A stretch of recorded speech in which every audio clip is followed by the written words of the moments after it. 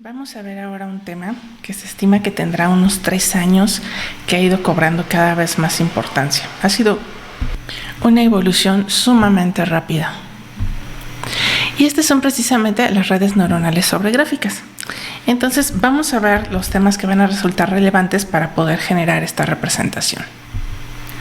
Primero, ¿qué características vamos a utilizar de las gráficas? Como ustedes sabrán, en computación generalmente pensamos en las gráficas como una tupla de dos conjuntos, vértices y aristas. Ahora, en este caso, vamos a seguir la convención de Sánchez-Lengerich. Es un tutorial de internet que está al final de nuestras referencias y es en el que está basada prácticamente toda esta presentación. Y ellos lo que van a agregar aquí es un tercer elemento que se llama el universo. Entonces, la idea es que dentro de los vértices vamos a poder contener atributos, por ejemplo, la identidad del nodo, las coordenadas del nodo, etc. En las aristas, en general en cualquier gráfica, podemos tener también atributos, direcciones, pues la gráfica puede ser dirigida o no dirigida, y algunos ejemplos de atributos que podrían tener son igual alguna identidad para la arista, el peso de la arista.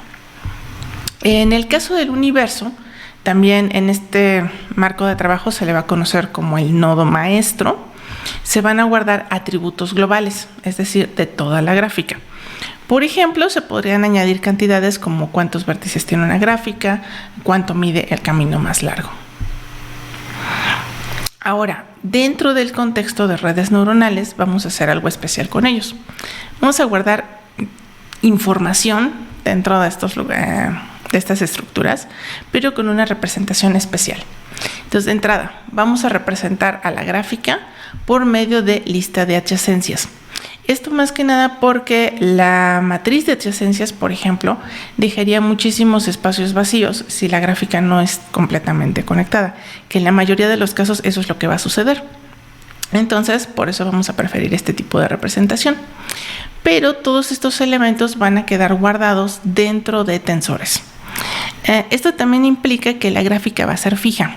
Al menos en la versión más sencilla, que es la que vamos a ver aquí, no se está considerando agregar o quitar aristas o nodos, sino que la arquitectura de la gráfica es fija. Y bueno, entonces al utilizar esta representación con listas de adyacencias guardadas dentro de tensores de tamaño fijo, vamos a evitar que se desperdicie memoria en el caso de las gráficas de densidad muy baja. Ahora, como decíamos, es posible almacenar información dentro de cada una de las estructuras que acabamos de mencionar, los vértices, aristas o el nodo maestro. Esta información puede tomar la forma de un vector de características, y esto es lo que va a ser especial para el tipo de gráficas que nosotros vamos a utilizar. En lugar de tener atributos tan específicos y bien definidos como estos, vamos a tener algo mucho más general que nos es familiar en el campo de redes neuronales, que es simple y sencillamente asociarles un vector. Ahora sí, pensemos que cada una de nuestras estructuras tiene un estado asociado y es este vector completamente numérico.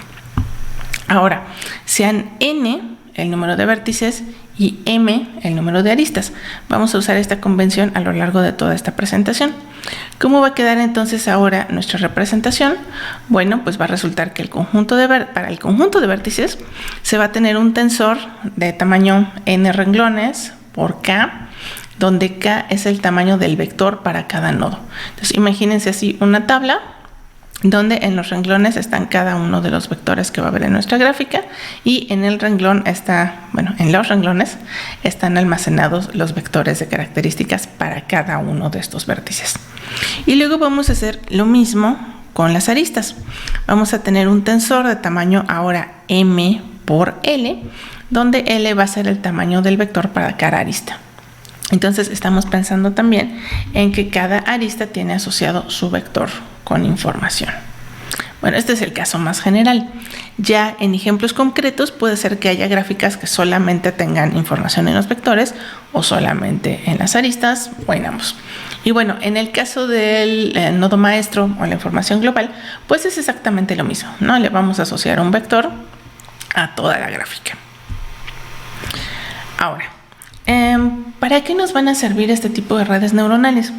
Bueno, hay muchísimos problemas donde la información tiene una estructura gráfica por naturaleza Algunos ejemplos son imágenes, aunque esta, bueno, se suele describir como una gráfica bastante sencilla, donde cada píxel tiene sus 4 u 8 vectores vecinos.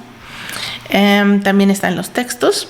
Se pueden ver como una secuencia de palabras o se pueden tratar de generar relaciones más complejas, como las que veíamos en el caso del módulo de atención, para ver cómo se vinculan unas palabras con otras. Y entonces eso también sería una gráfica.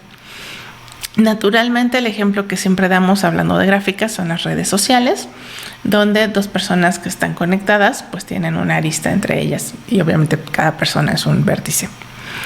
Tenemos también redes de referencias de artículos. Esto es famosísimo entre investigadores. La idea es que se publican artículos. Los artículos tienen que tener toda una lista de referencias de otros artículos en los cuales se basaron para pues todos los antecedentes de la investigación nueva que se está reportando en ese artículo. Y entonces siempre es interesante estudiar cada nuevo artículo en quiénes estuvo basado y cómo se están citando los unos a los otros. Entonces esta también va a ser una gráfica. Otro ejemplo son las ecuaciones matemáticas, donde cada componente y cada operación se convierte en un elemento dentro de una gráfica y la solución para las ecuaciones entonces tiene que ver también con operar dentro de esa gráfica. Otro ejemplo son los códigos en los lenguajes de programación. Sabemos que existen desde los árboles de análisis hasta, bueno, puede haber relaciones más complejas con pues ahora sí que la semántica de los lenguajes de programación. Y hay otro ejemplo que también es bastante interesante, que son las moléculas. Y por eso tienen una diapositiva para ellas solas. Aquí tenemos una ilustración. Por ejemplo, del lado izquierdo tenemos la molécula de cafeína, donde los vértices claramente vendrían a ser los átomos que constituyen esta molécula. Y para las aristas pondríamos los enlaces que existen entre estos átomos. Es un tipo de gráfica bastante interesante porque a veces los enlaces son dobles, entonces tenemos doble arista entre dos vértices.